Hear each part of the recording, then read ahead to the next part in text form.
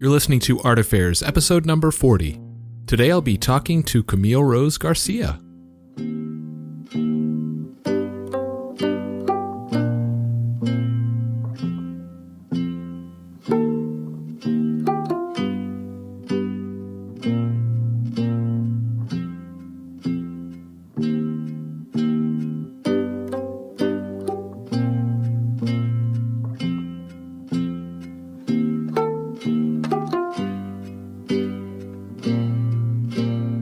Alright, so my name's Michael Faith, and this is Art Affairs.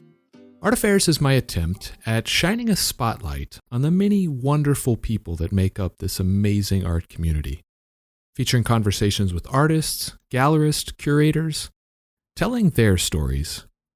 You can dig through previous episodes, complete with show notes, at artaffairs.podcast.com, but the best way to stay plugged in is to subscribe on your favorite podcast platform.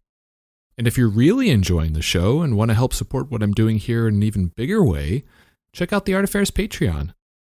Not only does it give you an opportunity to help keep the show going, but there are several community-oriented benefits as well, like getting early access to episodes and suggesting questions for upcoming guests. You can find all the information for that at patreon.com/artaffairs. You can also connect with the show on Instagram and Facebook at Art Affairs Podcast. All right, so today's guest is artist Camille Rose Garcia. Camille has been showing her work in the gallery setting since 1999 and has been a mainstay in the pop surrealist scene ever since. She's been recognized with awards and museum shows, as well as doing several notable projects with Disney fairy tales.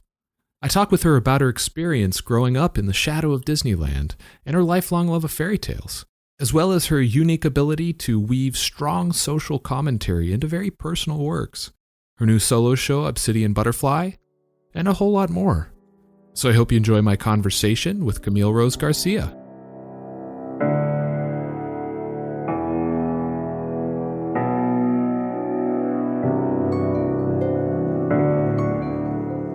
Camille, welcome to the show. I'm so stoked to have you on. Thank you so much. It's really nice to be here. All right, so I have so much I want to talk to you about. So let's start with a little bit about your background. Sure. And I know that you were born in LA and raised in this kind of the suburbs in the Orange County area, to parents who actually met in art school, which I have to say must have been a sign. Yeah. And living in Orange County, I know that Disneyland was a big part of your childhood, and I read that you actually went there every week for many years. Why do you think it was such a big presence in your life?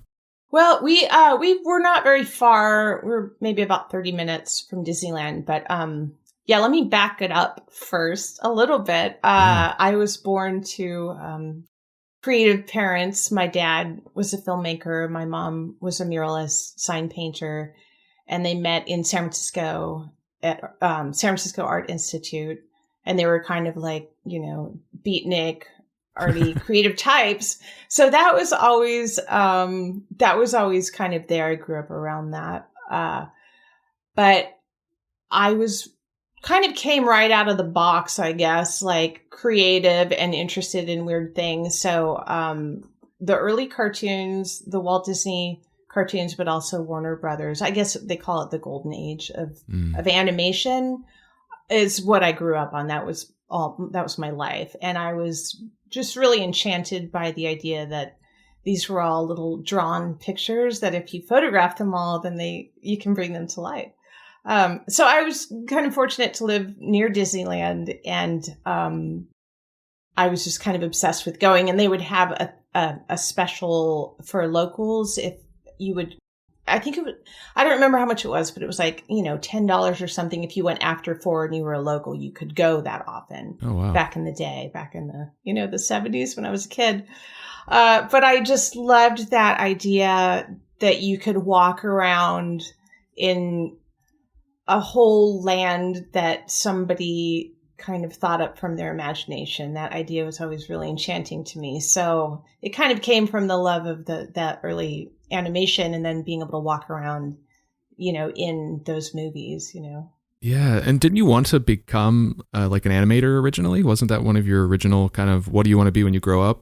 I still do. I mean, for all intents and purposes, I'm still trying to achieve that goal. And again, that idea of bringing things to life that are just drawn, and then they kind of become imbued with, personality and life. And I don't know. I've always really enjoyed that. And I think probably my dad being a filmmaker, which is really a storyteller, it comes from that, wanting to tell stories. And that also, I think, is my interest in illustrated storybooks too, which I used to collect as a child. So that whole idea of like creating worlds full of characters out of your imagination, and then they become, a real boy, like Pinocchio. Well, I think it definitely shows. And you mentioned your father, and I know your parents got divorced when you were really young, like 1 year old, which is something you and I kind of have in common. And that your mother raised both you and your sister. But was your father still like having an active role in your life, even though that they were divorced? He was, yeah. We always had a good relationship. And he called all the time, and it wasn't totally joint custody, but we would stay with him maybe like once a month on the weekends. So it was not like a bad, broken relationship or anything. I miss my father. He passed away a few years ago, but he was incredibly smart, funny, creative.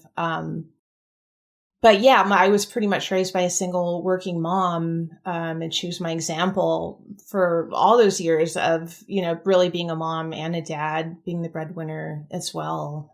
Sure.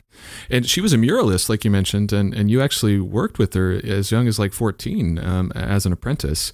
So like what kind of murals was she involved in painting? Like what did she do? So she, after she became a single mom, she realized like, oh, okay, I better, I have to kind of get into commercial art a little bit. So she was a sign painter and a muralist and always worked for hire. So we did, she did mainly like restaurants or signs for businesses, but we did a lot of like Mexican restaurants, Acapulco, Chili's, Okay. Marie Callender's, like, all these, she had these chain restaurant accounts. So that kind of worked to do that, in the suburbs. There was just tons of that kind of work. But she, I grew up around her painting and being a working artist my whole life. And so I really started working with her at a pretty young age. And she was my first art teacher, really. So by the time I got to art school, I was pretty well versed in, drawing, painting, color theory, all that stuff, because we were doing it, for work. And I think that's also why to this day, I love to paint big, and I'm a pretty fast painter. Just from having to get up at 6 a.m., load ladders and scaffolds into the car, and then like paint for, 5 hours until the restaurant opened at 11 a.m. and be done and out of there. So like there was never time to waste. So it kind of created, I guess, a very pragmatic discipline in my practice that is really necessary to like sustain an art career, to to have it be your business and also serve these sort of more esoteric kind of ideas, which is what I'm interested in, really. But yeah, like paying the bills too, that was all learned from my mom. No, it's amazing that you had that sort of exposure that young. I think that's something that people coming out of art school struggle with a little bit, is how you monetize your creative practice, which it seems like you got that very young. Was it just murals that she was painting, or did she also have a studio practice as well? She had a studio practice. She would sell paintings to these restaurants too. So they would they would order up like, we need 5, Frida Kahlo-ish fruit watermelon paintings for this restaurant in a week, So it was just funny. She would like go to the, like this canvas tent supply. They made like tents for circuses, and I don't know, but she'd get like this huge roll of canvas. Like she wouldn't go to the art store. She'd go to like the tent supply store to get canvas, and we'd go to like, the paint supply place to get gallons of paint for Amazing. All these jobs. Yeah. And we get like some special paint at the art store, but mainly it was just like full on production mode. She did also do some creative work for herself, but really not until much later after we were older and out of the house, because there just wasn't time, Sure. So in addition to murals, did you ever get involved in the graffiti scene at all? Because that's sort of an adjacent concern, I guess. And I know you were really involved in the punk community, but did you ever kind of get up to graffiti at all? You know what? I did not get involved in graffiti or street art. And I think at that time it was kind of like, I always related that to a more active, like, lifestyle, like dudes that like to climb water towers and then skate and like snowboard and like go flying up a cliff. Like, it seemed more of an adrenaline rush thing, or like, and getting away with a thing at night. But like, as a woman, being out in the middle of the night spray painting in like an aqueduct just never really appealed to me. You know what I mean? On the other hand, recently I did do a large mural with the Mural Festival in Sacramento, because like I said, I do like to do large murals. I think that's really, really exciting and fun, but I never was like, I'm going to go out and like bomb the freeway overpass. Like, that was not my style. I was always much more like book reader in the studio, like hermit, wizard person with the candle and a record on. No, I can relate for sure. And I know that the suburban areas of LA often, and especially Orange County, at least for a while, I'm not sure if this is still the case, but I know that there was a lot of issues with youth substance abuse in those areas for a lot. And I know that you've talked in the past about that's something that you had around you a lot growing up, and even into college, I guess. Looking back, like, what kind of effect do you think that had on you and your development, both as an artist and just as a human being in the world, Yeah, I'm actually glad you asked this question, because I didn't know if we were going to delve into this, but if you're comfortable, I mean. No, I am. It just, it's I don't know, trigger warning maybe. No, in Orange County, California in the 80s, there were a lot of drugs coming in. I hung out with musicians. I fell into hanging out with musicians, and a lot of them were addicted to heroin, or became quickly addicted to heroin, cocaine, what have you. I don't know why at that time there was so much around, other than it may have had to do with the CIA, the Iran-Contra affair, smuggling getting drugs into LA. I know CIA and crack, there was a connection with that. Oh, wow. Yeah, which is a whole other story, kind of side tangent. But what happened was, my mom was a single mom. She owned her house. There was not a male present at our house. And that kind of left us open and vulnerable to sort of being overtaken by a rogue punk drug music scene. So my boyfriend was in a band. He played guitar, and his parents were older and they were moving away. So he asked if he could move in, and my mom was like, yeah, sure. Cause she was just like, she was a mom. She was like, yeah, anyone that needs help, of course they'll come in. And no one had any idea to the extent of what that one decision, what would happen. But she traveled a lot for work. So in our teen years, basically the band started practicing in the garage, and then the buddies came, and then their girlfriends came, and then people never left. Oh, so wow. It was like one of those houses where there's just constantly drugs coming in and out, and people coming in and out. And before we knew it, like, everything of value had been stolen from the house. Oh, wow. Yeah. I mean, it was, and, being a teenager, I did not, you just kind of adjust to a new normal, right? You just kind of adjust to like what's happening around you. So it didn't really strike me as dangerous as it probably was. That being said, a lot of the musicians and around, they were older, and they knew that they were junkies. And they told me, don't ever start any of this. We're total losers. Like, this is hell. You don't want any part of this. And I believe them because I saw people, people think of drug addiction in this romantic way of like drugs and music and Keith Richards and creative. But, drug addicts are some of the hardest working criminals I have known in terms of like, they have to go wake up every day, make a bunch of phone calls, steal a bunch of shit, and then sell it, or, unless they have like a trust fund. So, basically what I saw was an entire community of creative people that had potential, that could have had lives be utterly destroyed by the influx of heroin, cocaine, crack, alcohol, everything, and utterly destroyed. So this was my teen years in high school. I was a straight A student, but by my senior year, just out of, just sheer despondency. I mean, I almost failed out just because I didn't realize the extent of that on my life, but people would be up all night making noise. I'd have to go out and like 3 a.m. and say, could you guys please shut up? Because I need to wake up and go to school in the morning. Meanwhile, my mom would be like traveling for a couple weeks trying to, basically make money to make the mortgage and support us.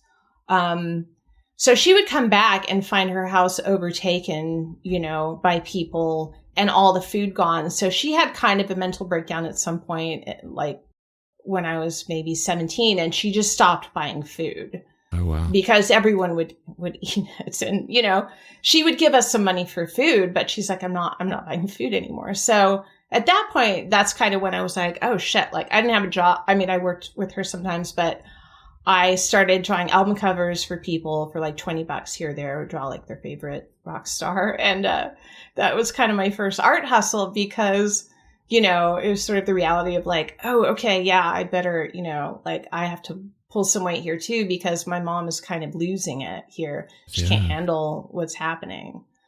So by the time I was, I applied to art college and I got in and I left and I got out. And it was funny getting to art college because I was completely sober.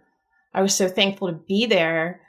And all of these kids that came from these families where they had a mom and a dad and normal households, it was their first time trying crack or cocaine or heroin or psychedelics or any of those. So that I came in this situation where I finally felt safe and I saw all these, a whole new crop of young people getting ruined all over again, Man.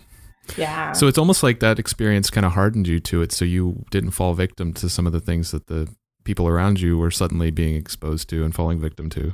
Yeah. I knew the reality of addiction and it was not glamorous or pretty where these kids had never seen really what drug addiction looks like. And, so they didn't know. I had a best friend at the time and, he was struggling with coming out and being gay and, was starting to kind of get into heroin. And I was like, you can't do this. It will ruin your life. And, no one ever listens to you. You can't really tell people what to do. Yeah.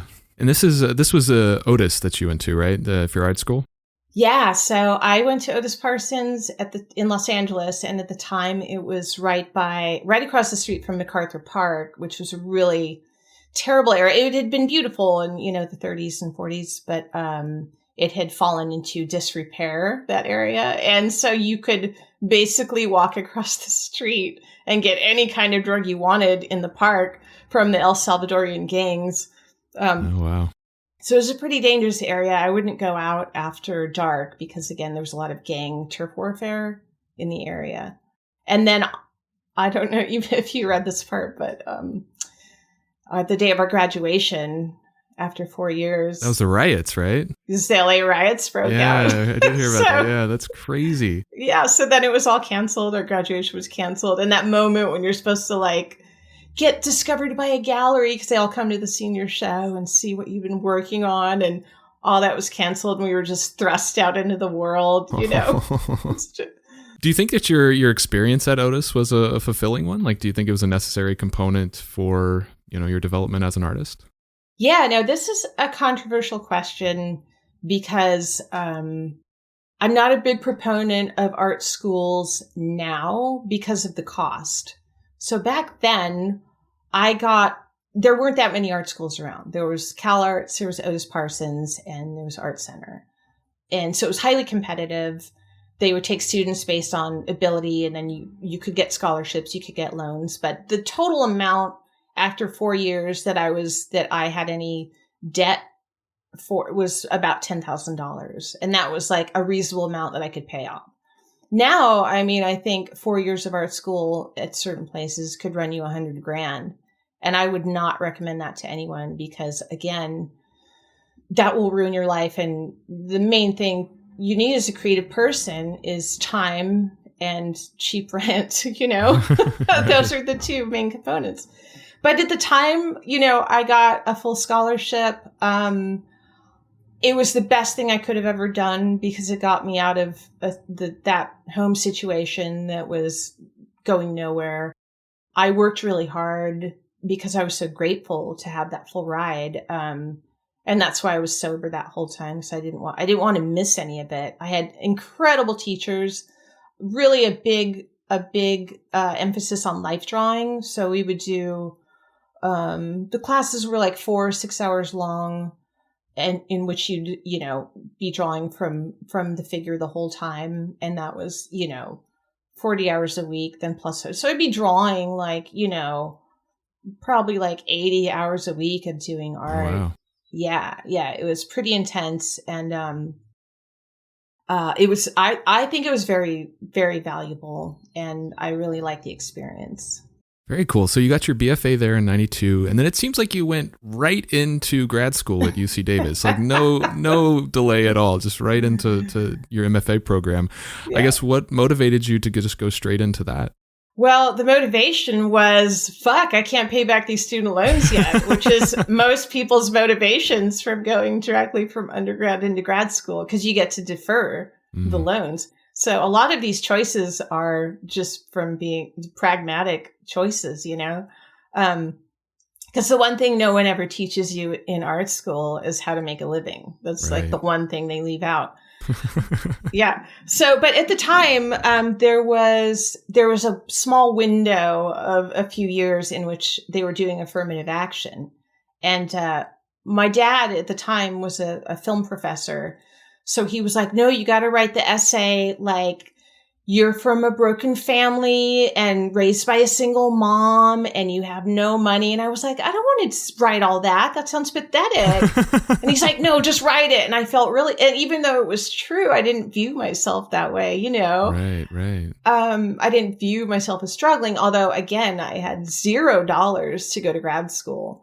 So I wrote the entrance essay, and because of affirmative action and being Hispanic female from a broken family, I was able to get in full ride to UC Davis. And this is a good story, was that, the riots broke out on graduation day. And, my apartment was just a few blocks from Otis Parsons, and that area was had turned into anarchy. There was an accident in the middle of the intersection, a major intersection on 6th and Rampart, and the cars stayed in the intersection for 3 days. Oh, wow. There were no police in all of Los Angeles for 3 days. So during this time, I was like, well, I'm getting the fuck out of here. So I was packing my stuff because I was, I can't live in this area. This is nuts. And during that time, I got the letter from UC Davis that I got accepted full ride to grad school.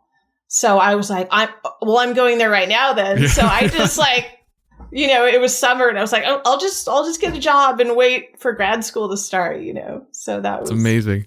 Yeah. That's very cool. So you got your MFA in '94, and then after wrapping that up, you ended up going back to Southern California. And from what I read, you were it seemed like you were burned out because you took a break. You ended up stopped producing art for, a couple of years. Yeah. What was the reason for that? Was it just the burnout from just too much all at once? Again, it was a pragmatic choice. There was a bit of burnout after grad school because it was an era, I don't know how it is now, but there was a big emphasis on critical theory and conceptual work. So we did mainly talking about artwork and dissecting and tearing apart artwork. And it sort of pulled all the luster and the magic and the fun out of making artwork.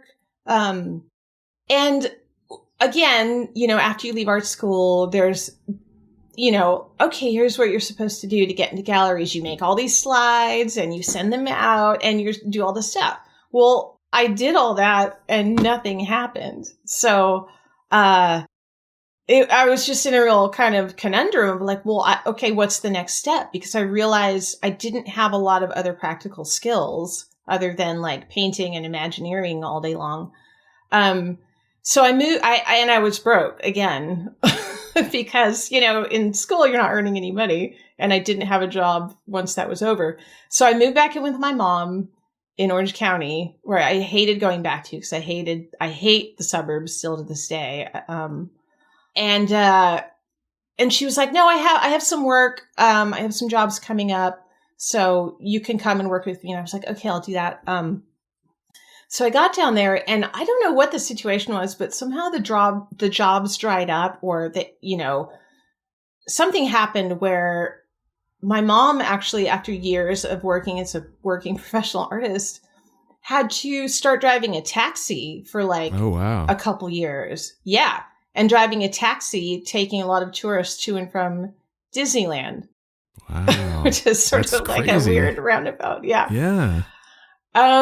So she was broke and I was like, oh my God, okay, I can't work for her. What can I even do? What do I even know how to do? And, maybe I had like $60 to my name. So, I started working at this coffee house, and there I met these other 4 women, and we, they all played music, and I'd played bass since high school, and they were like, yeah, you want to be in a band? And I was like, yeah, I do. I want to be in a band. That sounds like fun, because up till this part, after leaving 6 years of art school, and I'd done everything I was supposed to do, I got excellent grades, I won awards in art school, but I had no prospects of galleries or making any art. I had no money to make any art. I had no time, and I was like, yeah, I want to be in a punk band. Let's do that. So yeah, that was kind of the next step. I just sort of abandoned art for a while because it just didn't, I just didn't see any point to it, Yeah, no, that's amazing. The fact that you were kind of looking for ways to have like lucrative income, it's like, let's start a punk band. Like, it seems like that's a very interesting kind of right turn. And that was the band was called the Real Minx, right? I want to get that out there. So, you did that for a couple years. And I know that you were really into punk music growing up. Bands like the Dead Kennedys, the Clash had a big impact on you. I guess, what was it about punk music that resonated with you so much?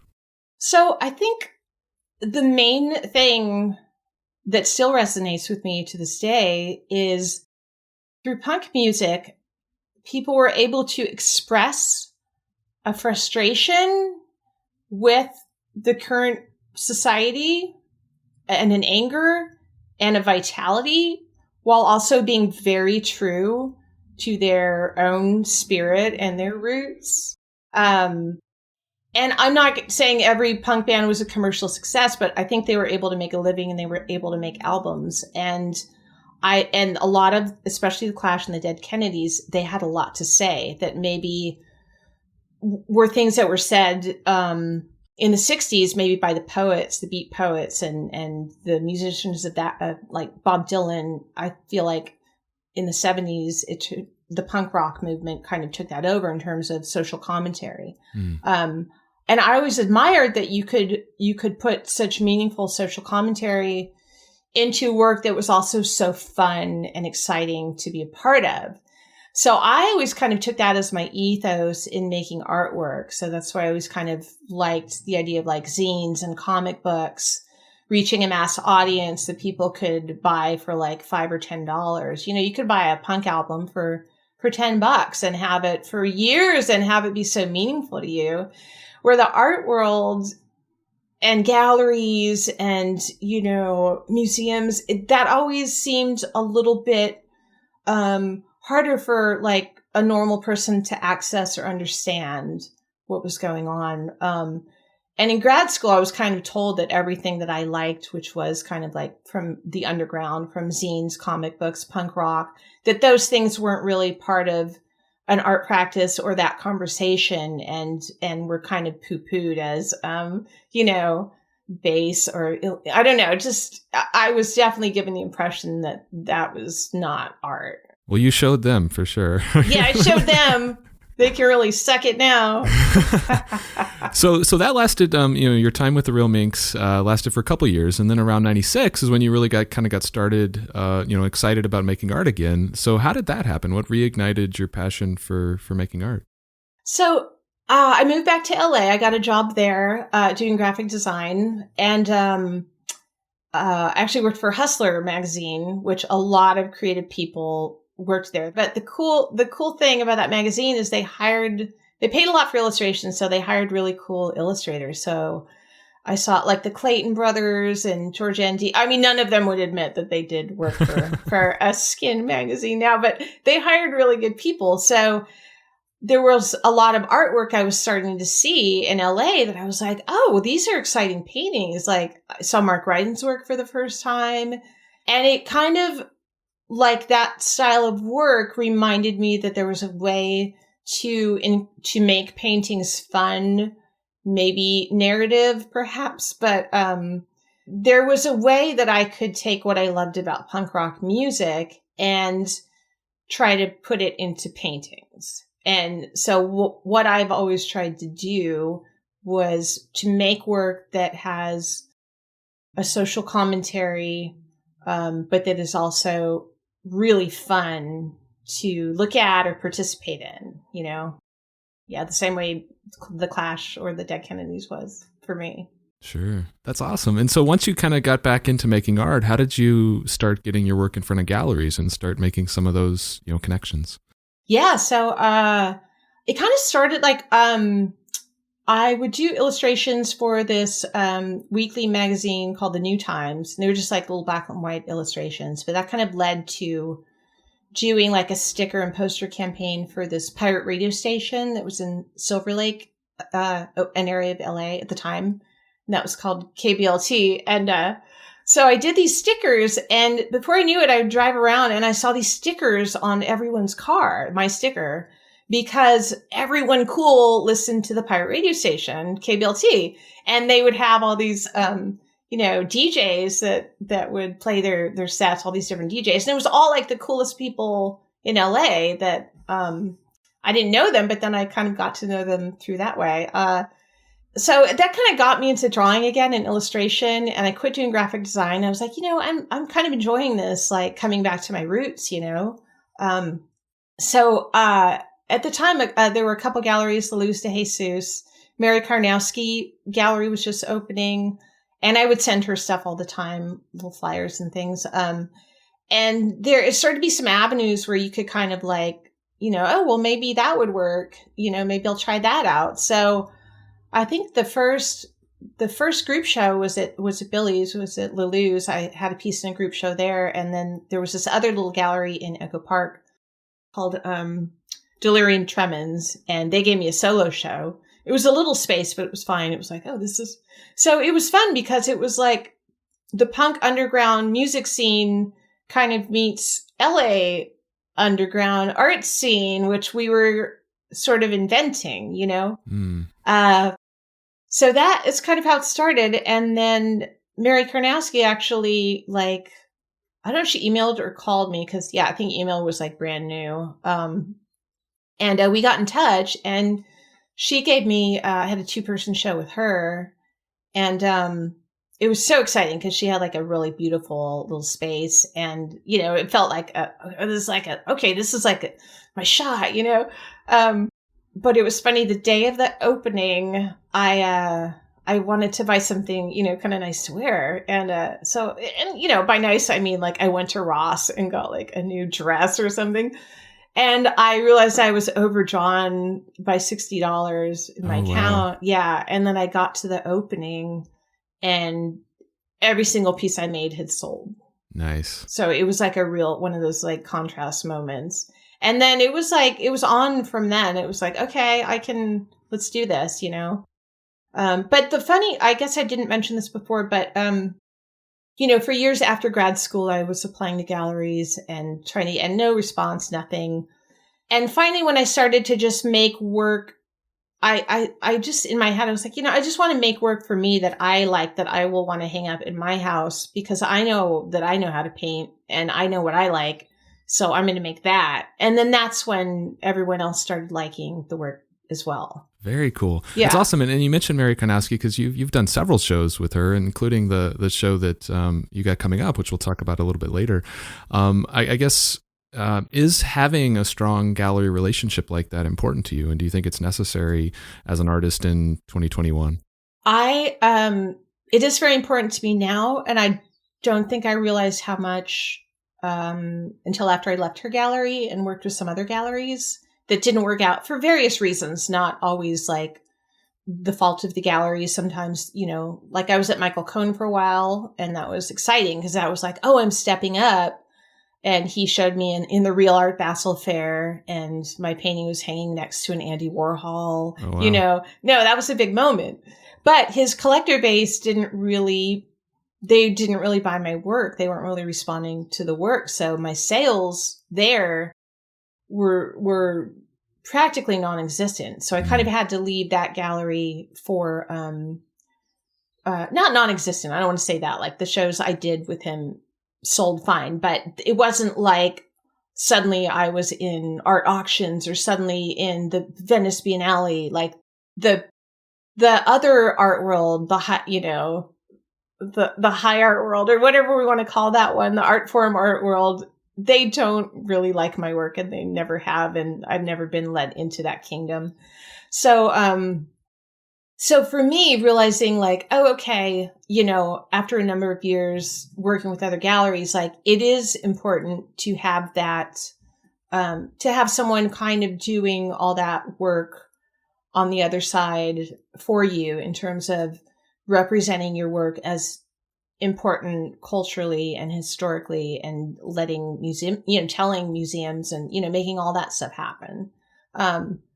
Now this was all kind of before Instagram and social media. So I think a lot of younger artists now, they can sell direct, they can promote themselves, they can reach their own clients. So that is all possible as well, but it's also a lot more work. So, you know, it's kind of, you know, you can have a gallery and give them 50% and then be left alone and be able to paint, or you can do all that other work yourself and deal with clients and sell and ship and everything and maybe paint a lot less. So now it's nice that people have options, I think.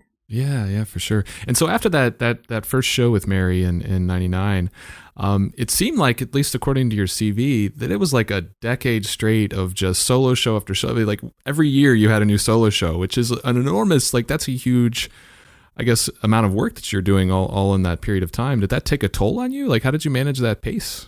I was young.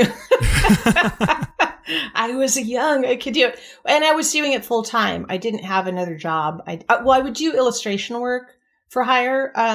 But I didn't have to like go to a day job or teach, which I know a lot of people do. And teaching is very hard. I've done it sporadically and it takes a lot of mental energy for me to interact with a lot of people on a daily basis. I think it took me like, 40 years to realize, oh, I'm a hermit and I don't need any interaction with people. Like generally that's okay by me. Like I get a lot more work done. But yeah, I had a solo show every year during those 10 years and they all sold out. And it was like the golden age of lowbrow art because it was happening. Social media was starting to like there was an entirely new collector base that had not existed before. And they kept me going. It's like, okay, well, cool. I can make another show now. And it was always like, well, if I sell the work, I can make another show. So yeah, it was kind of like just a blur of like just constantly painting during that time and making a lot of work. And I should probably count at some point how many pieces I've made, because I think, over time in my life, I may be one of the most prolific female artists to have ever lived. Definitely. If I live to like 90. And I mean, we were talking earlier about the kind of very early exposure that you had to the business side of art with your mother, and how you had to kind of train yourself to really be quick and fast and produce a lot of work in a short period of time. So do you think that influenced that mindset that you had in those early years? Yes, for sure. Like, so the production style, like of my mom getting the canvas at the, at the tent supply place in like 100-yard roll, that did stick with me because I work the same way now, in which, I work on wood panel.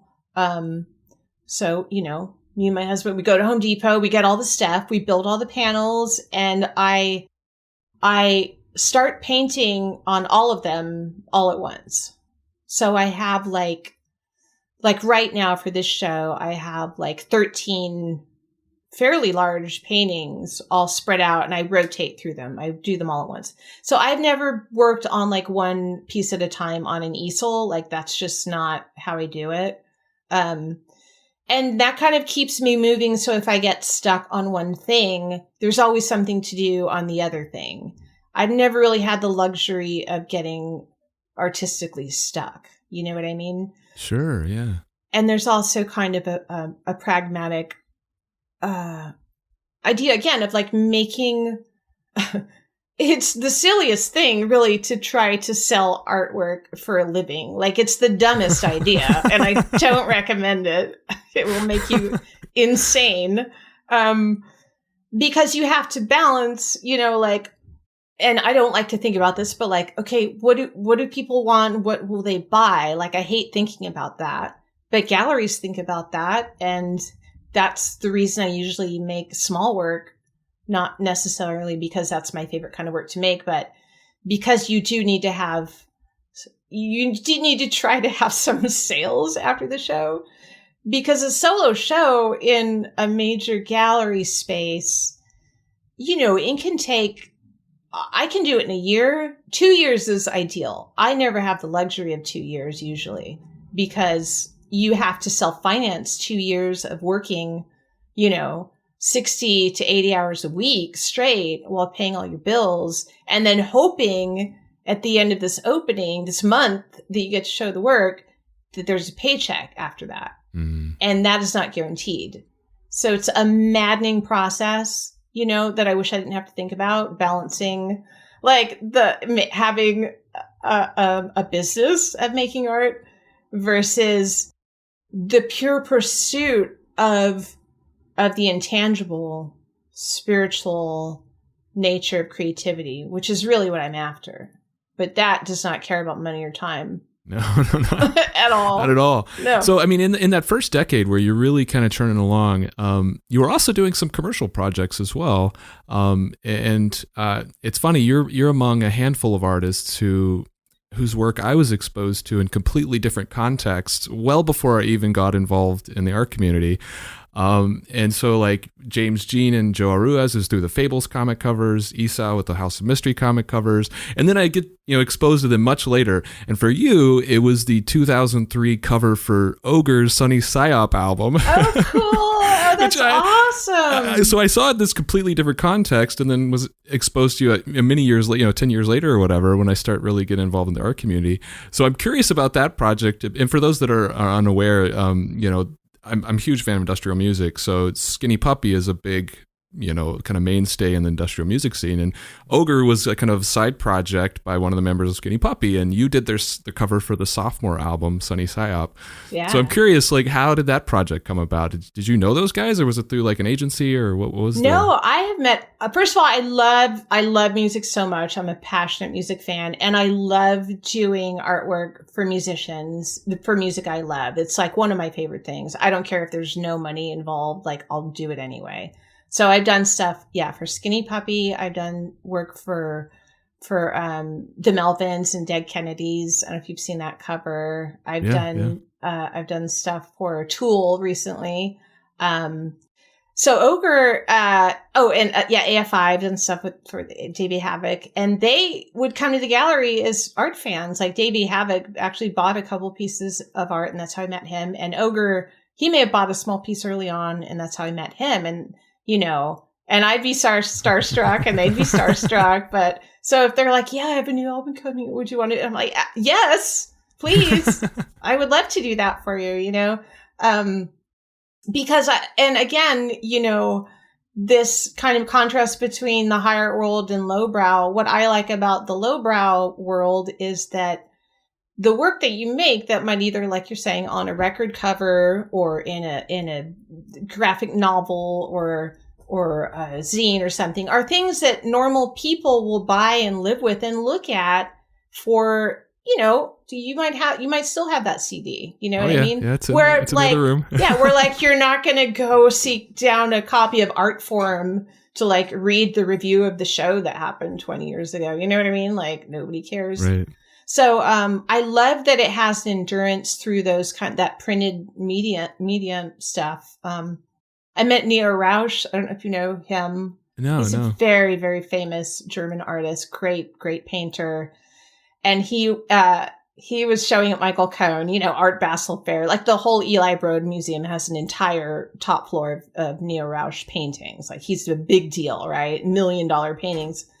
And he saw one of my paintings at Michael Cohn Gallery and he was like, oh, I know this artist. I have the cover. I think either the Sunny Psyop, that or the Melvins or something. But he saw my work on like the cover of music thing, It's just so funny. It's a powerful venue. I mean, the fact that it can reach the unaccustomed, like you said, I think that's a powerful thing. And once people, if they do end up finding your work later, it's like a whole different experience because they see it in this new context, which I really enjoy. Yeah, I enjoy that too. I like kind of mixing it up, Yeah. So some of the other notable kind of commercial projects that I wanted to talk to you about were the Disney-related works that you did with HarperCollins. The first one of those was in 2010, the illustrated Alice in Wonderland. So how did and you did several of them later, Snow White and Cinderella. So how did that first come about? How did that project come to you? So that was one where there was an editor at HarperCollins that contacted me specifically to do Alice in Wonderland. And my first reaction was no, like there's no way to improve on that original. I'm not crazy. Why would I do that? But again, with illustration work, especially illustrated books, the money is good and they will send you an advance check and, then you get a check when you're done and then hopefully royalties. So, it's a much more consistent, rather than like gallery shows where you're like, well, hopefully this hits some chord and someone will spend some money on this. Like you don't know. But illustration work, there's a contract, there's a deadline, there's an advance. So, again, it's like, okay, I can't say no to this because this will probably be a good project. And I'll try to squeeze it in. Yeah, that's the problem is like, I knew it was going to take a long time. And HarperCollins is a major publisher, so they set the parameters of this is when we need it. This is how many we need. So kind of with mixed emotions, I signed the contract and I didn't know what I was getting into, but, basically I did about 100 illustrations for them. I feel like in a 3-month window. Oh, wow. Because it might have been 4 months. No, it's probably 3 months if I go back and look. So how they work is you have to send them all the sketches and then they approve and make changes on the sketches. And then you do all the color work, right? So the time between when they approve the sketches and when the color work is due. And, if it was a book of like 10 illustrations, that's like, okay.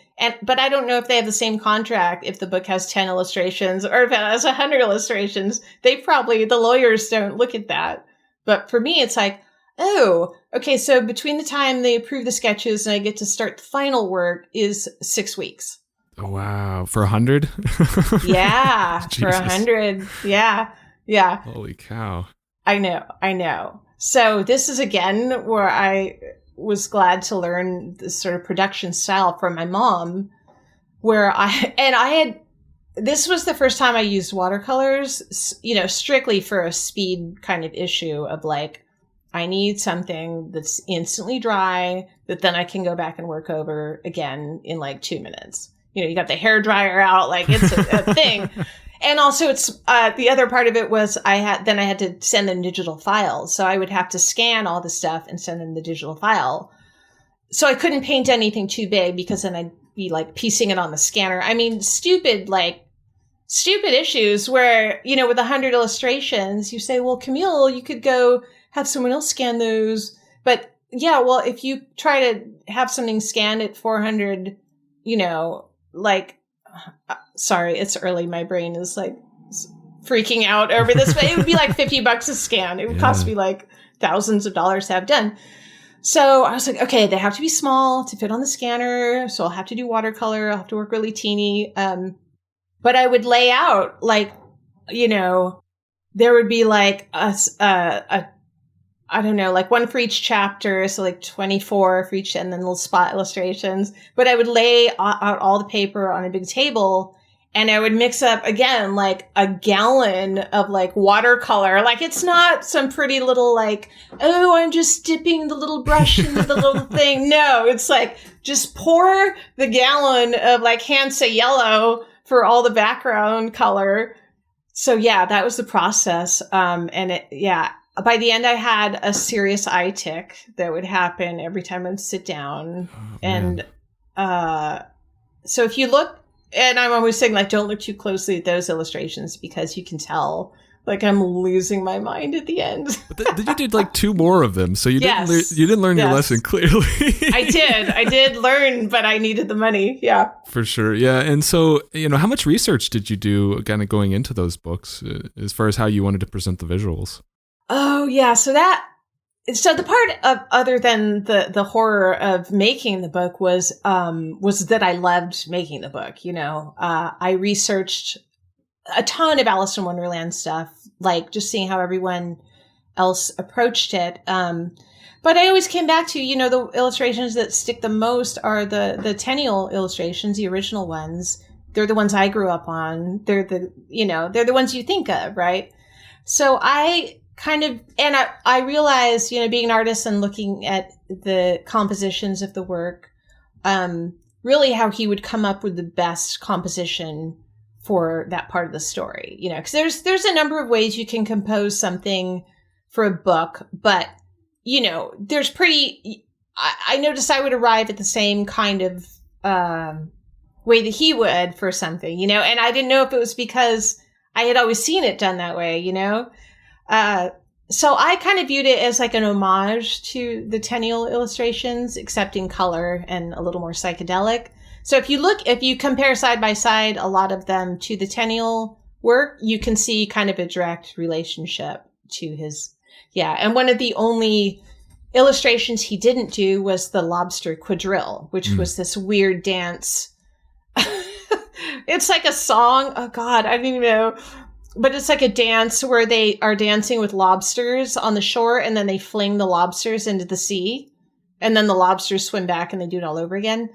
And I could find no record of this illustrated, and it was so fun because I thought, okay, I can really like do whatever I want. So. That's awesome. That's very cool. I think these projects are interesting. Pretty much all 3 of them, just because. On the one side, we talked about earlier how big of an influence the Disneyland and just these properties specifically have had on you and been, your lifelong love of fairy tales. But then on the other hand, a lot of your work, and you even talked about this earlier, has been critical of capitalism and the harms of rampant consumerism, which Disney is a big part of right now, So how do you reconcile, I guess, those different kind of competing perspectives? Well, Walt Disney is the person I admire. Walter and Roy, and they were people, Walter was an artist. Yeah. He wanted to make all this magical stuff, not to make money, but to have it exist in the world and to tell these stories, Roy was the numbers guy, and he'd be like, Walter, you're making us bankrupt again with this Disneyland project that's going to fail. You know what I mean? Like, no, Snow White, I think, almost bankrupted them because it was so expensive to make a full-length feature animated film. And it's so perfectly done. I mean, that movie. So when I talk about Disney, I'm not talking about the Disney Corporation. That's a different thing. And that really existed after he died. During the time he was alive and making films and making the theme parks, money was not his aim. You know what I mean? That was not his goal. He had to make money enough to keep it all running. But I can guarantee you that was not the first thought in his head when he was making those, Yeah. So that when I talk about Disney, that's what I'm talking about. Capitalism has a way of taking everything magical in the world and turning it into landfill, into dead things. And that's my problem with capitalism, is that it treats everything as a resource, whether it's people, a land base, animals, or the creative capital of humans. Yeah, no, I think that definitely resonates, especially now. I mean, it's especially now. Late stage capitalism, Yeah, it's not going to be pretty. And so, a lot of your early kind of 2000s work had that really strong kind of anti-capitalism kind of approach, very, a lot of these socio-political issues. I guess, what is the origin of that, I guess, that focus for you? Is it the early kind of exposure to punk music and the activism of your father? Like, what was the origin? Has that been your ethos for like your whole life, or is it something you kind of came to later? It's exactly the first two things. The ethos of my father, who had made a documentary about the Chicano rights movement in Los Angeles that was happening in the 70s, and the death of the Chicano reporter Ruben Salazar, and he won an award for that film. And that was kind of his political activism, sort of fell off the map after that, because he started having to work, in a real job in Hollywood and making like a movie of the week thing. But it was that, and then, punk rock music. But I think the ethos, when I really trace it back, it really, I think, goes to my grandma, my mom's mom, Grandma Millicent. She was such a proponent of helping people, helping the poor, people's rights. No, she was an original, like, no nukes person. That they were back to the landers. They homesteaded land up here where I live now in the forest. They were just very conscientious, I think, of living in a way where, what does your life stand for? What do you stand for? What do you represent? And is it for the good of humanity? Is it for the good of the land, of people? I mean, I don't know. I think that whether I realized it or not, that's just part of our whole family, like that ethos. That being said, I wanted to see, like, there was always political art, but it was always kind of done in a way where maybe, so here's a good example of like, the German expressionists during World War II. A lot of them were put in camps, or they had to leave the country because they were making work against the war, against, Hitler. And their lives were in danger because of the work they would make. Otto Dix was one of my favorite of that time. And he did a lot of work of like, the soldiers after that had, injuries and amputations. So they were sort of like really horrific to look at, but really beautiful in the ethos of trying to communicate a compassion for his fellow man and to point out the injustice of what was happening. So I guess like the ethos of like really trying to understand, for me, what does it mean to make art? What is it for? And who does it serve? And those are always the questions, right? For sure, yeah. Well, and I think it's interesting because, like, Yeah, it seemed like midway through. I really like your approach, just because around midway through your career, it seems like you started to make the social commentary, which is still always present, but you seem to make it more subtle and kind of weave it into more personal kind of stories about spiritualization and feminine archetypes and some other kind of very kind of personal themes that you felt important about, but still kind of weave that social commentary into it, which makes it very layered and kind of allows it to be different things to different people in a lot of ways. I guess, was that a very kind of intentional shift for you to kind of pull that back a little bit and put it into the foundation, rather than it being like upfront and kind of in your face? Or was it sort of an organic evolution that just sort of happened over time? Well, it was a couple things. One was I moved in 2007 from Los Angeles to where I live now, which is in the woods of Northern California. And I actually live in the Six Rivers National Forest. I live in a town that's been grandfathered in. So it's like a town of 400 where we get to live in the forest. Nice. But this area is where I spent all my summers as a child, because my grandparents had homesteaded up here and my grandpa built a cabin. So we would come every summer and stay. So the world up here that I lived in during my childhood summers was, I would collect insects and draw them and swim in the river. And, it was a very pure nature environment, and then then I go back to the suburbs and it's like the drug addicts and the heroin and everything's stolen. And, just like this contrast of dysfunctional within a planned utopia of suburbs versus the complete effortless functionality happening in an intact ecosystem. Like what's the problem here, humans? Why can't we figure this out? So I kind of wanted to live, I was like, I would love to live full time in an environment like that. So we got the opportunity in 2007, moved up here, and the work started to shift. And what happened was, instead of pointing out everything wrong with capitalism, with society, that became like the subtext, and I started to focus on, okay, well, what is right and beautiful in the world? What am I trying to tell people that we should be saving and paying attention to, So that's when like the butterflies and the flowers started coming in, and the colors got really keyed up into this sort of bright, different palette completely. And I haven't used, and this is like some painterly stuff I'm going to be talking about, but I have not used an earth tone since I left LA. Mm. And by earth tone, I mean like, there's like this color raw sienna that you could put a wash over painting and make it look kind of smoggy and dirty, and I used to use a lot of raw sienna in the early days.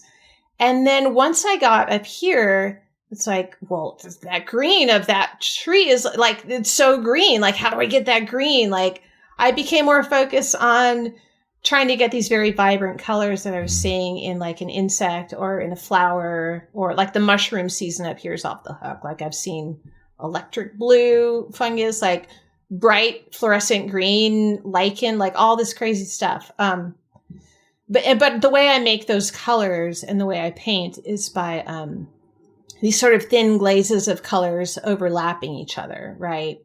So to make, if you look at the color brown in earth, it's not brown. It's like, well, that piece is red and that piece is white and that piece is purple. If I look at the sky, it's not blue. It's like, well, there's a little bit of red in there, but there's also a little bit of blue in there, and there's purple, So when I look at things, I see all the colors, and that's the way I paint. So when the layers combine on the canvas, they will make the darker color, But I just lost all interest in representing anything kind of muddy or icky or ruined by capitalism, It's like, let's focus now on, the world that I think we could actually live in, which is like a really more beautiful one.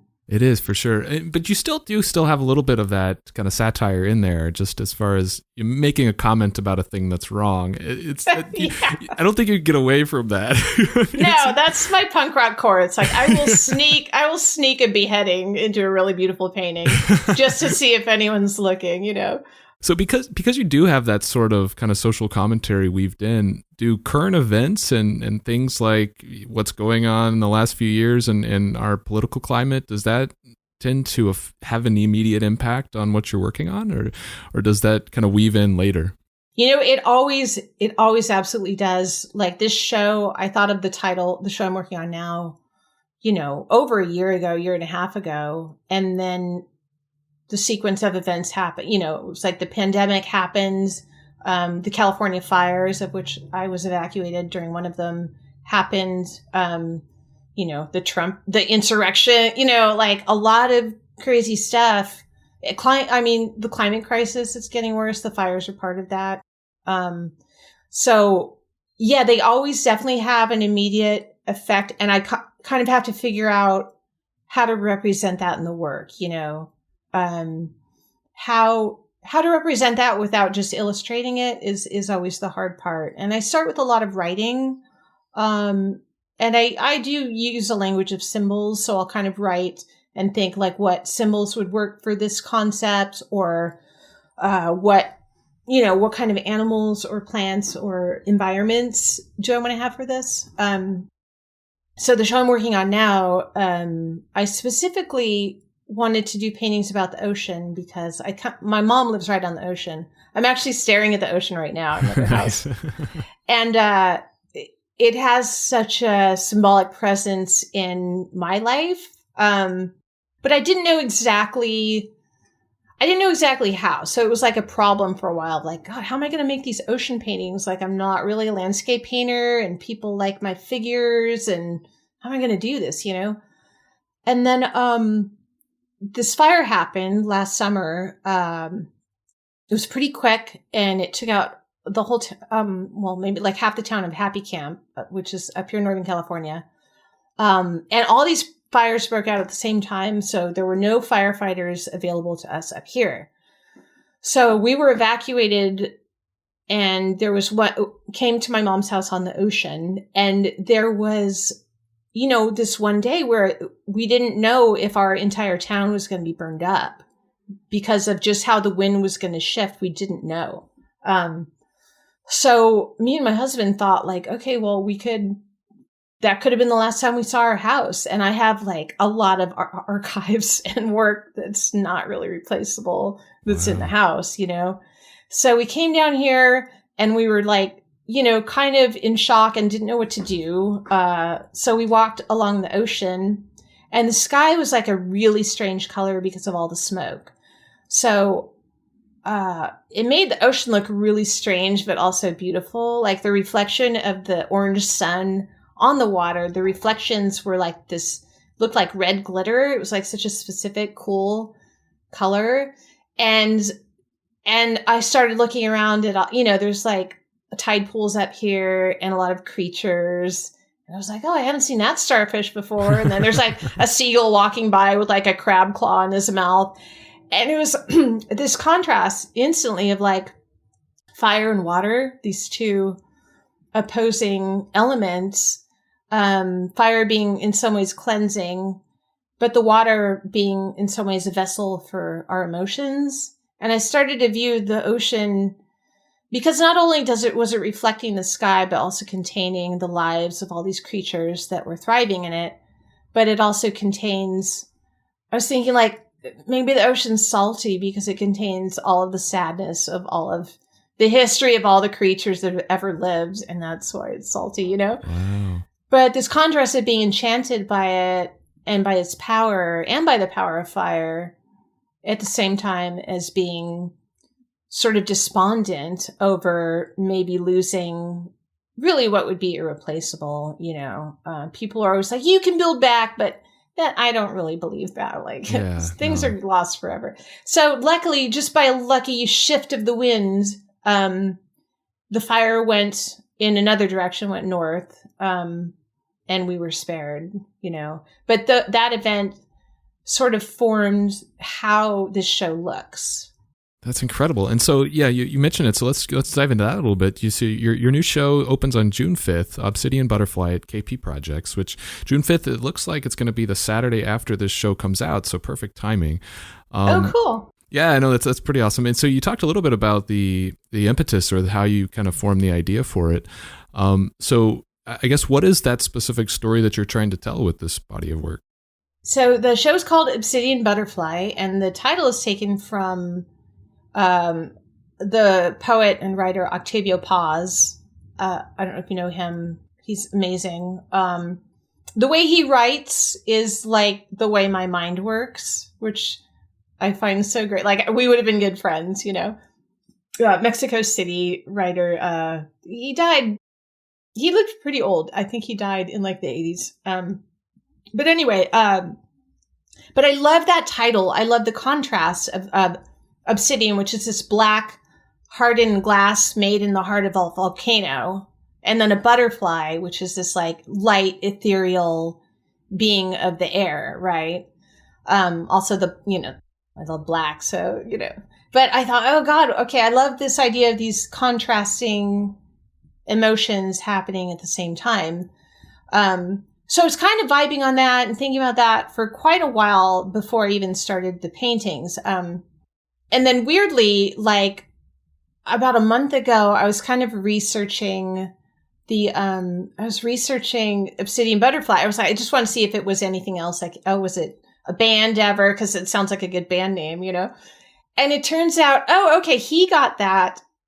Paz got that from, it was like an Aztec warrior goddess that she kind of like, they couldn't, because of the translation, it was like she either had bat wings or just like black butterfly wings. And she had these like talons made of obsidian, like obsidian swords for talons, and then like a skull face. And she lived in like the original Garden of Paradise, but she was the spirit warrior for women that had died in childbirth or lost their children in childbirth.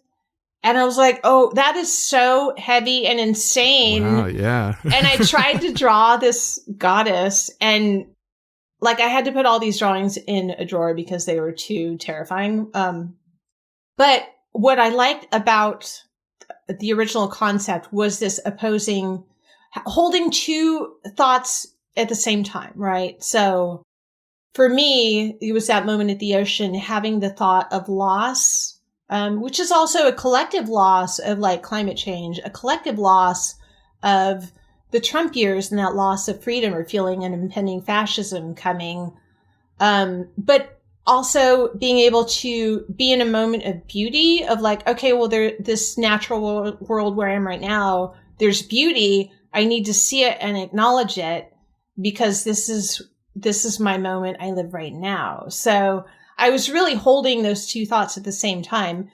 So I was like, okay, can I make paintings that hold those two thoughts at the same time? So that's what I've been trying to do. Oh, that's amazing. I mean, I said that earlier. I love how you kind of take these universally understood kind of feelings and motifs, but mix them with your kind of personal experience and stories. I really enjoy that. And so, from what I understand, another kind of personal aspect of this show is that the frames that you're using was actually crafted from your mother's collection of driftwood. So tell me about that. How did that come to happen? Yeah, this is so cool because she's been kind of collaborating with me on this. So after the fires up here, I've always loved the look of burnt wood, and in Japan there's a technique where they burn the wood. It's called ofuri or something like that, where they burn cedar and then they put it on their houses and it's like fireproof, So I was kind of like, had this burned wood idea for a while, but then the fires happened and we drove through some of it. And it was just all these stands of these like black trees, and I thought, gosh, that would be a great way, rather than painting fire, which is too obvious, would be to use some of these burnt trees from the forest to frame the paintings. Well, first of all, I'm not like good with the chainsaw. And my husband was like, that's going to be, you got to like cut them down to size, and then you got to cure the wood, and like, you're not going to have time. And also burnt wood is fragile. I was like, yeah, you're right. I hate that you're right, but you're right. You know, so, but I visit my mom like once a week, and she has a huge collection of driftwood because she does sculpture, and she does these cool driftwood sculptures, and she's like a beachcomber. She collects like bones and all kinds of cool things, bone shells, driftwood. So I was looking at some of this and I was like, God, that kind of looks a lot like a burnt wood. Like if you painted it black, I wonder if it would look like a charred piece of wood. So I was like, Mom, can I buy some of these from you? Or are you some? And she's like, oh God, she's like, I have so much of it. Just take, So she started helping. We painted a few of them black, and it was like, they looked so beautiful, and they looked like burnt wood. But the cool part was that they had all this weathering from the ocean. So the ocean had kind of a part in the forming of the pieces. You know what I mean? Yeah. Which is such a cool idea. And also because they weren't really lit on a fire, they're stable. Like they're not crumbling or anything like that. So before we knew it, I was coming over here, like once a week, and we're like painting all this driftwood. And every time we'd paint one in black, it'd be like, wow, like it really brought out the shape of the piece. And so before we knew it, we just painted like hundreds of pieces black and had them all like lined up.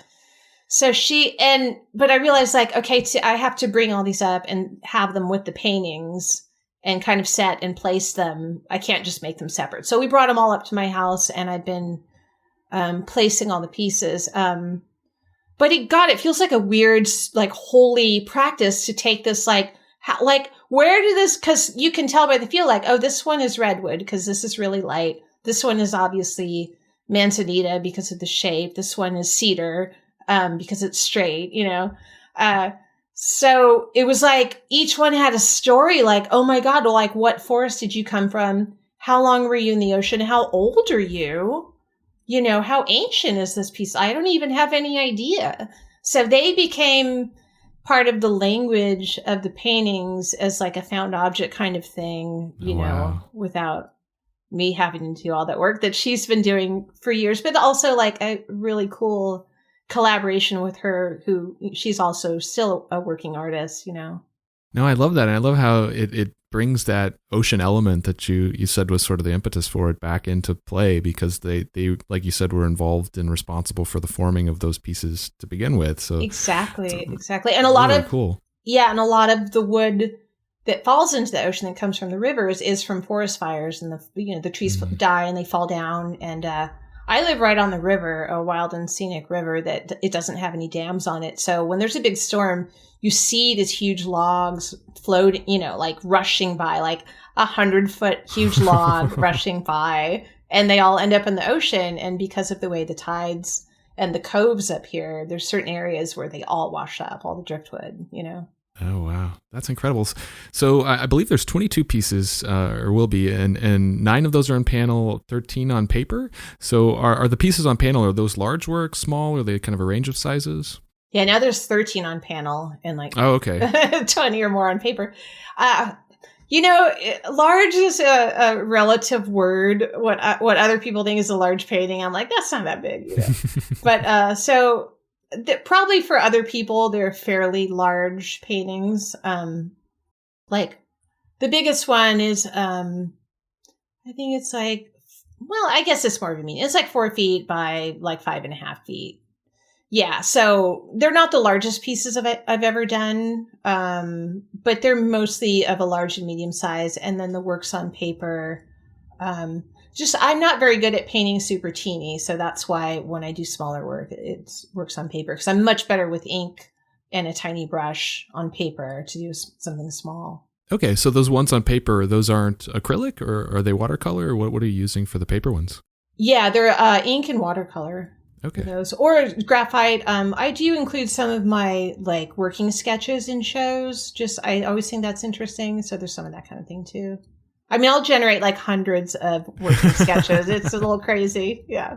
That's awesome. Is there a particular piece in the show that challenged you maybe more than some of the others? Oh my God. This is okay. So I'm going to talk about my love-hate relationship with painting because I would say a lot of times I hate painting because I feel like I don't know how to paint sometimes. So the thing about this series of work is I kind of had to entirely change the palette. To do ocean paintings, I wanted to do a much lighter, a lighter palette, and I've been working these kind of dark greens and blues for a long time. So I use an additive process where I use a lot of transparent glazes, and they get darker over time. You can't really glaze and make it lighter. You can, but then you're adding white and you don't have the luminosity you have with the transparent glazes. So to keep a background like a light yellow, I realized like you can't really glaze a lot, like, I can't, or it just gets darker. And yellow is very particular. You can really ruin it and get it muddy pretty quickly, even with the addition of like a little bit of red or orange. So to keep it really pure, you have to be very careful with. So like all of these paintings have been so frustrating because I feel like I've been kind of relearning how to paint in a different way and like more of a, I don't know, like a blendy painter, where I've always been more like kind of concerned with line, and that comes from like animation cartooning, that outline, and Japanese like painting where you're just focusing on the line and glazes. So this is much more of like how an oil painter might blend, because like I've been painting shells, and shells are like, if you look at an abalone shell, okay, it has all the colors in it in all the places, and there's like no edges. It's all roundy and twisty. So it's been a process of trying to figure out how to make this work look the way I want it to look without having that skill set. Like Mark Ryden could make, he could blend all this stuff. Yeah. And I'm not, it's like, I'm not that good of a blendy painter. So it takes me a long time, but I love like, one of the first ones I started, which was the biggest one, is called Obsidian Butterfly. That right out of the gate, because I had the right color background on it, because sometimes I'll just put a bunch of colors on panels just to get them started.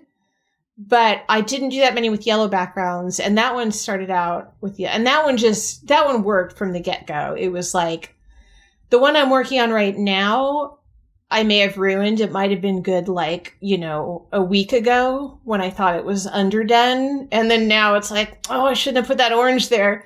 So I guess I say I hate painting sometimes because, I get so obsessive that like I will close my eyes at night and I'm still painting. I'm like I'm trying to redo the color in my mind. And then the first thing in the morning I go out there and I'm like, yeah, that orange is terrible. Like, let's fix that. So it's really just this long, elaborate process of not embarrassing myself in public. Well, it's interesting. So I'm curious, like how a piece, I guess, evolves for you, because it does sound like you sort of work on several all at once, and then kind of take them by layers. So I guess how much does a piece evolve from what you originally imagined it would be? Oh, this is such a great question. Because my favorite, as I was saying, the part I hate about painting, but my favorite part about painting is the part I'm in now, where they get to a point where I've evolved them enough to where I'm able to kind of, and this is like, some esoteric stuff, but by the act of painting, I kind of get myself into a trance state, and music has a lot to do with it. Like I'm listening to a lot of Ravi Shankar ragas right now that just endlessly loop. But I get myself into a trance state, and then there's something else that comes in, and kind of helps me out a little bit. Like I'm not really. There is a point where it's like, okay, these are taking on a life of their own. And that's where they come alive, like Frankenstein's monster, because there's another element. And this is why I don't do like super detailed color pre-studies, because I never really know what they're going to look like in the end, because things come in, elements come in. And like literally it could be from like yeah, something I saw today, or, oh, I put this thing over by it and then that informed it, or something. Like the elements come in and then things come in from the universe. Like, oh, I didn't know I had this color. Like I've never made this color before.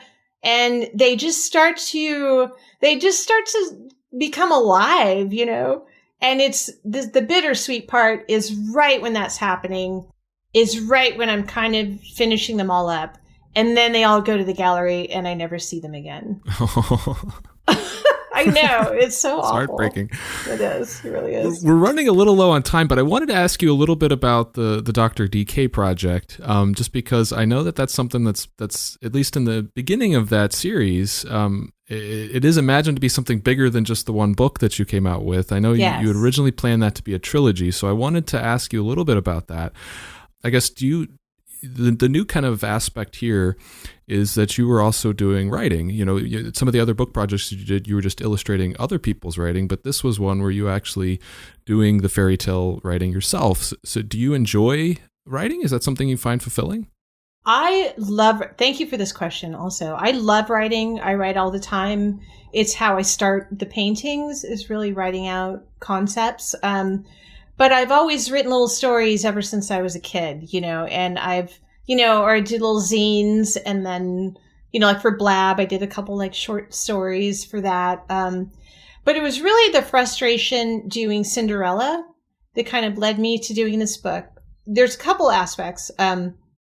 Cinderella, is problematic for me because it's a princess story written by a man. And I just have a problem with like, every problem is fixed once she like gets married while she's still young. It's just, It doesn't really resonate with me.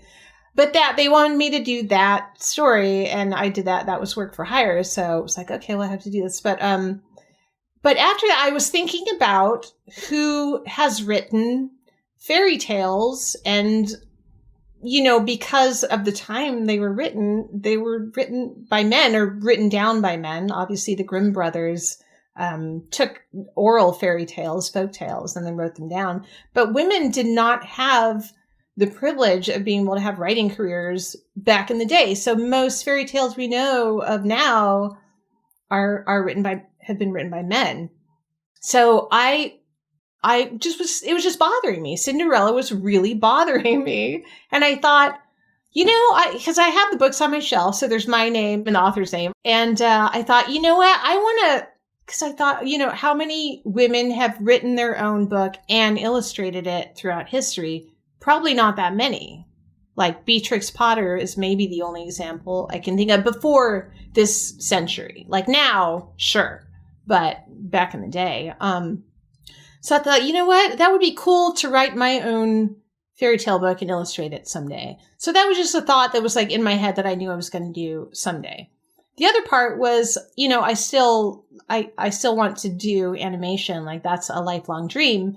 And I know it's easier to do a project if the book is already there with the story and the characters are already designed. So I wrote the original Dr. Decay really as a treatment for stop motion animation. But the more I thought about it, it was like, oh, well, it would be good to design the characters. So then once I did that, it was like, well, maybe I should just write this little chapter. And then it just kind of expanded into a book. I loved working on that project.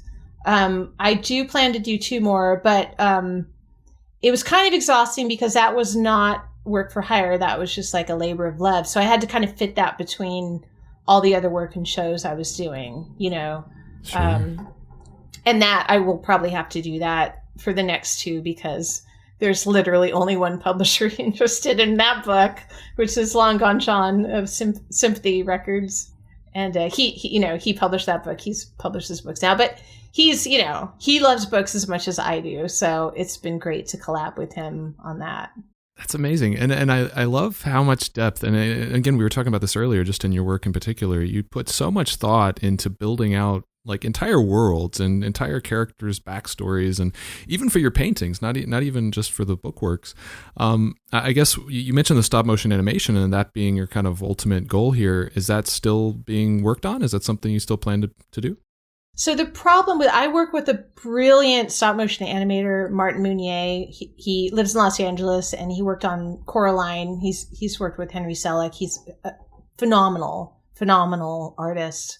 But it's a very expensive process. So I can't really afford to push it forward. I would need someone else to invest in it or to make that happen.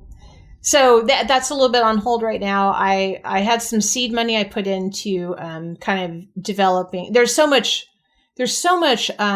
pre-production with stop motion because you're building everything in miniature, which is so fun, Yeah.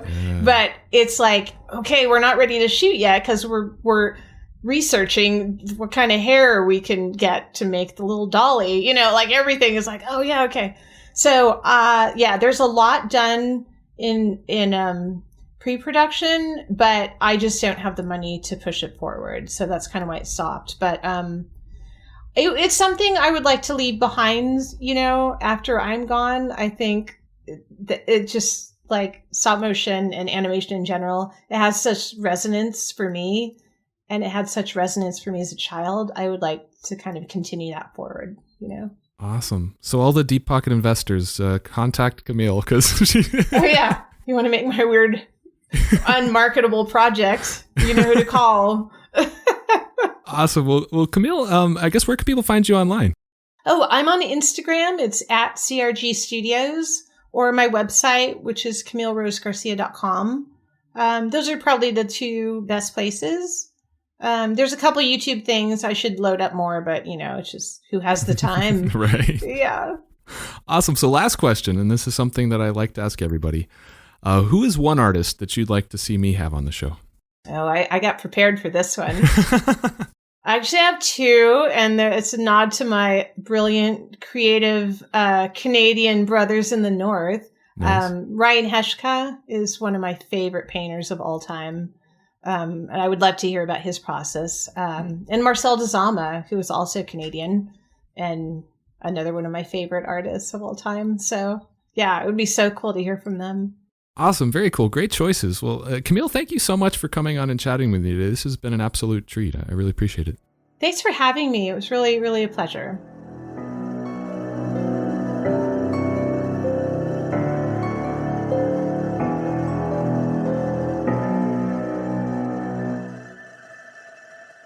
So that's it for this episode of Art Affairs. I hope you enjoyed my conversation with Camille. That was really a lot of fun. And even though this is one of my, longer episodes, I still didn't even manage to, dive into everything that I prepared to talk to her about. So, maybe we'll have a part 2 someday. One thing that we really only just scratched the surface of is the Dr. Decay project and her venture into writing her own fairy tales. After having illustrated, several of them in the past, she finally got a chance to write her own. That book and the story around it is so rich and has so much depth. It'll be fun to see where she goes with it. But like I mentioned to her a couple times, it's not just the book project that's really demonstrated her skills at weaving an imaginative tale and a super deep story. Her painted works do that too, and the story around each of her solo exhibitions, they all have the same kind of depth and richness to them. I absolutely love her ability to flesh out a world and create characters to tell these stories that are both meaningful and personal to her, but also carry with it a universal message and a critique. It'd be so cool if she was able to eventually complete the production of the stop-motion animation. With her love of both fairy tales and animation, I have to imagine it would be an incredibly special thing to her to have it see the light of day. I'm really excited about her new solo show. Titled Obsidian Butterfly, the exhibition will open at KP Projects on the Saturday after this show should be debuting, June 5th. And it sounds like it's even grown in size to include 13 works on panel and more than 20 on paper. I love the fact that this body of work was born out of such a personal but also harrowing experience, fleeing the California wildfire. And if not for the changing of the winds, could have been far more tragic for her. It's also really cool what she's doing with the framing. Being able to collaborate with her mother, her first real art teacher, to build out these frames, and doing that in such a way that, further fleshes out the themes that the works are focused on. It sounds like a pretty incredible body of work. Be sure to reach out to the gallery to get a preview of the work and details about the opening. So thanks again to Camille for joining me today, and thank you for checking out the show. I'm truly grateful for your support. And just a reminder, one big way you could help out if you're really enjoying the show would be to check out the show's new Patreon. You can find all the details on patreon.com/artaffairs. And as always, you can contact me through my website at artaffairs.podcast.com or on Instagram at artaffairs.podcast. So until next time, be good to yourself and be good to each other.